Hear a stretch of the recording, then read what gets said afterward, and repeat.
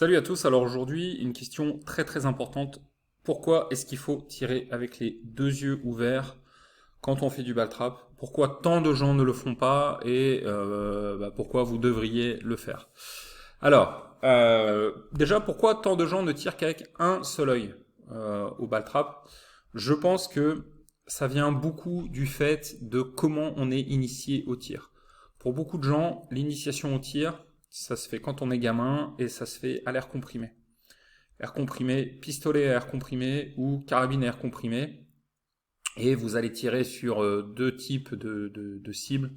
La cible fixe, donc typiquement une cible en carton, ou alors une cible entre guillemets mobile. Ça c'est le cas, on va dire un peu fête foraine, où vous tirez sur des ballons, vous savez, qui sont dans une espèce de cage. Vous avez un ventilateur, vous avez un courant d'air, et les ballons gigotent dans la cage, il faut essayer de les casser. Je dis mobile entre guillemets parce que bien évidemment, ici ça bouge, mais on est dans un espace qui est quand même très délimité. La petite cage dans laquelle sont enfermés les ballons n'est pas bien grande. Donc c'est pas mobile comme un plateau dans le ciel.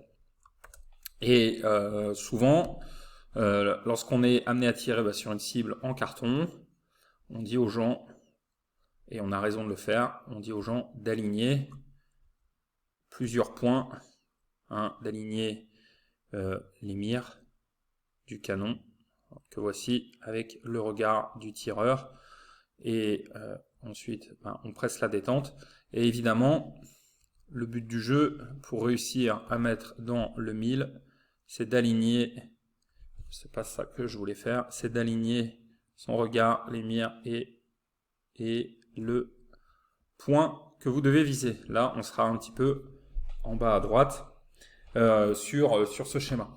Et donc là, on va cligner d'un œil et on va viser avec un seul œil, on va faire un tir de précision. Lorsqu'on est sur cible mouvante, les choses sont complètement différentes parce qu'il faut profiter au maximum de l'espace. Il y a un petit test tout simple que vous pouvez faire chez vous maintenant. C'est celui-ci. Ça, c'est vous, vu de dessus, votre nez, vos yeux et vos bras. Le bras gauche, le bras droit. Ce que vous pouvez faire, c'est joindre vos deux bras devant vous, vos deux mains devant vous, et les écarter progressivement en gardant les yeux ouverts, les deux yeux ouverts et centrés. Vous verrez que vous allez distinguer vos mains à peu près jusqu'à un angle de 150-160 degrés. Donc en gros, lorsqu'on a les deux yeux ouverts, on a une vision qui fait tout ceci. Alors ça c'est quelque chose qui est entre guillemets théorique parce qu'on peut aller dans la réalité un petit peu plus loin. On peut aller un petit peu plus loin, sauf que quand vous poussez vraiment au maximum, quand vous écartez les bras au maximum, vous remarquerez que vous perdez la vision binoculaire. Quand vous écartez fort, si vous voulez voir votre main ici, en réalité, vous perdez la vision binoculaire. Donc, l'angle utilisable maximum, il est de 150, 160 degrés. C'est celui que j'ai fait ici en bleu clair. Je refais la petite flèche ici. Maintenant, si vous refaites le même test, mais en fermant un œil. Donc toujours pareil, vue de dessus, vos épaules, votre tête, votre nez, vos yeux. Vous allez fermer l'œil gauche. Ok? Vous avez vos deux mains comme ça. Et en fermant l'œil gauche, vous allez ouvrir le bras gauche. Eh bien, vous allez vous rendre compte que très vite, vous n'allez plus le voir. Ok? Donc, on est passé d'une vision de 150. Je voulais changer de couleur tout à l'heure, de 150-160 degrés à une vision qui est beaucoup plus restreinte. Tout ce qui est dans la zone hachurée, vous ne le verrez plus lorsque vous fermez un œil. Et bien sûr, l'inverse c'est vrai. Si vous fermez l'œil droit et que vous écartez le bras droit, très vite, vous ne verrez plus votre bras droit. Donc, évidemment, sur des plateaux qui vont être souvent des traversards gauche-droite, des traversards droite-gauche, mais pas seulement, sur des plateaux qui vont être des loopers de gauche à droite, des loopers de droite à gauche, sur des plateaux qui vont être des rabbits, qui vont rouler au sol d'un côté et de l'autre, mais également sur des plateaux qui ont des trajectoires un petit peu moins ouvertes, que je vais faire dans une autre couleur, on va prendre voilà, le rose, et bien sur des plateaux qui peuvent être comme ceci, fuyant rentrant, comme ceci, fuyant, rentrant, plus vous avez un angle de vision qui est large et plus vous profitez d'une vision claire, nette et distincte du plateau. C'est clair que si vous avez un plateau qui fait gauche-droite comme ça, il vaut mieux avoir un angle de vue de 150 degrés plutôt qu'un angle de vue de, je sais pas, vous allez perdre une cinquantaine de degrés, vous allez avoir 90, 100 degrés de vision. Vous perdez beaucoup de vision si vous fermez un œil. Donc, on peut apprécier la trajectoire du plateau plus vite, on a une meilleure vision de la profondeur, de la vitesse, des distances en gardant les deux yeux ouverts. Maintenant, pour beaucoup de tireurs, c'est compliqué d'avoir les deux yeux ouverts sur le plateau. Pourquoi? Parce qu'ils commettent une erreur de tir. Beaucoup de tireurs font cela. Alors, vous avez le plateau qui est ici, il va toujours de la gauche vers la droite. On est d'accord que pour le casser, vous devez mettre de l'avance. Donc vous devez tirer, je sais pas, 1 mètre, 1 mètre 50 devant ce plateau. Ce que font les tireurs, c'est que ils essayent de mesurer l'avance.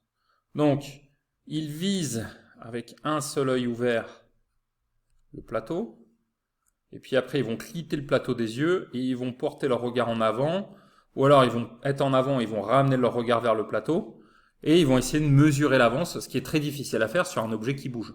Okay, vous ne pouvez pas regarder deux choses différentes sur alors que vous avez un élément mobile comme le plateau. C'est juste physiologiquement impossible.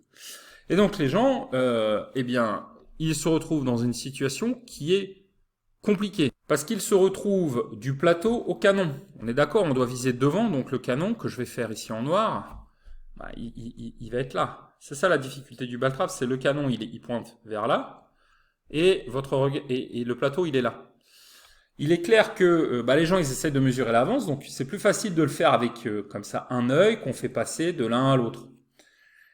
Le problème, c'est que quand vous quittez le plateau des yeux, votre cerveau, il ne sait plus sur quoi vous tirez, et donc c'est extrêmement difficile. C'est comme si je vous lançais une balle de tennis, vous êtes ici, moi je suis ici, je vous lance une balle de tennis, on est à 5-6 mètres, si vous voulez attraper la balle de tennis au vol, vous n'allez pas regarder votre main. Sinon, comment vous voulez envoyer votre main vers la balle? Vous regardez la balle. Et naturellement, votre cerveau est capable d'analyser la vitesse, la trajectoire, la distance, vitesse, trajectoire, distance. Votre cerveau, il analyse tout ça, votre système nerveux central, et il est capable d'envoyer votre main, tac, choper la balle.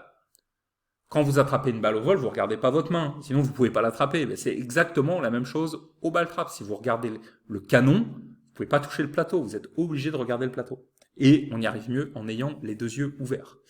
Donc il y a un petit exercice pour vous aider à résoudre ça. C'est pas de moi, c'est de Gil H, coach américain célèbre. C'est le fameux exercice des 3 canettes. Vous prenez 3 bouteilles d'eau, 3 cartouches, 3 verres en plastique, ce que vous voulez, et vous les disposez espacés de 30-50 cm. Donc il y a une canette ici, voilà, une canette d'une boisson, une autre ici, une autre ici. Ok ? Et donc vous laissez 30-50 cm entre chaque, 30-50 cm entre chaque centimètre.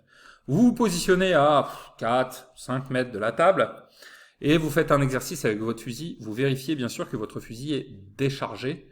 À vous de vous assurer des conditions de sécurité, vérifier qu'il n'y ait pas d'enfants, tirer les rideaux pour pas faire peur aux voisins et vérifier bien 2 fois que votre fusil est déchargé. Ce que vous devez faire, c'est vous entraîner à épauler un coup la canette de gauche, un coup la canette de droite en gardant les yeux sur la canette du centre. Sur la canette du centre. Ok ? Vous vous entraînez à faire ça. J'épaule un coup à gauche. J'épaule un coup, donc en pointant mes canons vers la canette de gauche.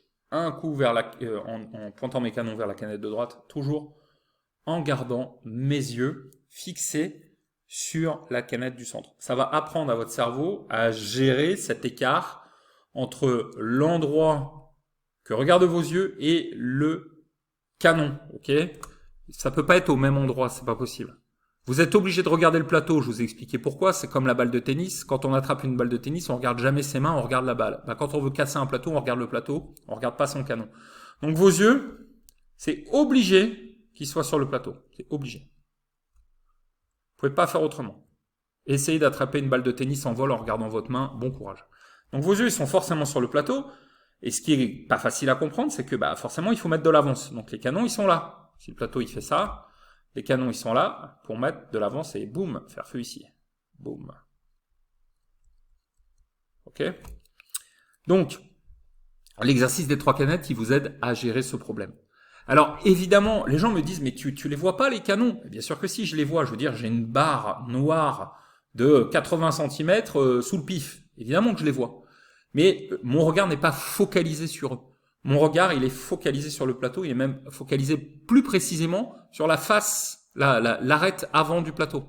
Là, si j'ai un plateau qui va de gauche à droite, l'arête avant, c'est celle-là. Mes yeux, ils sont là, sur le point rose. Si le plateau, il est rentrant, il est rentrant et je le casse en descente, mes yeux sont focalisés ici. La face avant, c'est celle-là. Hein, si le plateau, il descend, c'est ça qui est à l'avant du plateau. Mes yeux sont focalisés là.